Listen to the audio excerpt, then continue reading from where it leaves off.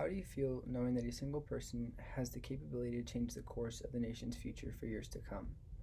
By the end of my speech, I hope you all are more educated on the power of the Supreme Court and how the current nominee, if instated, could affect the interpretation of the law and thus those living in the United States. As a global studies major, a predominant subject of my major revolves around politics. First, I will be talking about Justice Ruth Bader Ginsburg and her political ideology. Second, I will be talking about Supreme Court nominee Amy Coney Barrett. Finally, I will be talking about the Supreme Court Justice's ideological spectrum with the addition of a right-leaning nominee. On September 18, 2020, Supreme Court Justice Ruth Bader Ginsburg passed away, leaving a vacancy on the highest court in the land. First, Justice Ruth Bader Ginsburg was a left-leaning feminist icon who often found herself giving dissenting opinions on women's rights issues. RBG is most known for building constitutional protections against gender discrimination. One of her most famous cases is the Virginia Military Institute, where she argued for women to be able to enroll in the all-male institution. In 2020, Linda Greenhouse, writer for the New York Times, found that as the court moved to the right, RBG grew bolder in her dissents. Another example would be the 2014 dissent against Hobby Lobby. According to Jamie Elrick, a CNN reporter, wrote about RBG's dissent towards for-profit companies that were not required by law to buy contraceptives for their employees. In 2020, writer Olivia Waxman from Time.com read about RBG's views in regards to abortion.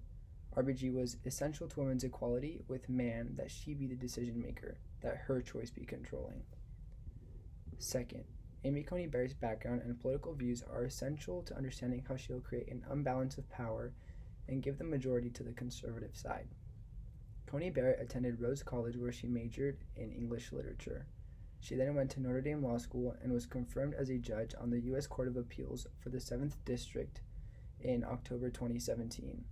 As stated in 2020 by CNN writer Joan Biskupik, Amy Coney Barrett is a proven conservative and a former law clerk to the right-wing beacon Justice Antonin Scalia.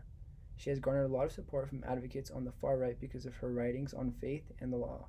She is a devout Catholic. Third, if confirmed, Amy Coney Barrett will consolidate the conservative majority to a 6-3 and shift the balance of power on the court decidedly to the right and overturn issues. In 2020, Politico magazine stated that she has called abortion immoral and written that judges are not always bound by precedent. On the question of gun rights, Ginsburg sustained regulations, whereas Barrett has questioned the constitutionality of a categorical ban on gun ownership by felons. Despite the difference in ideological spectrum, researching the current nominee, Amy Coney Barrett, is essential to understanding how it will directly affect millions of Americans today. Justice Ruth Bader Ginsburg's contribution to the Supreme Court and her political ideology resonated with that of the liberal side. After the late Justice Ruth Bader Ginsburg, Amy Coney Barrett is a presumptive nominee to fill her seat. Finally, I researched how the Supreme Court Justice's ideological spectrum, with the addition of one more far-right-leaning judge, could impact various issues.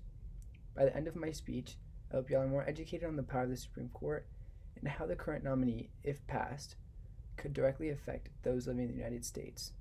Let me close by saying that my hope for this speech was to inform you all on the current situation and the current candidate for the Supreme Court Justice, and how her appointment, if successful, will sway the ideological spectrum on the court and in turn affect us. Thank you.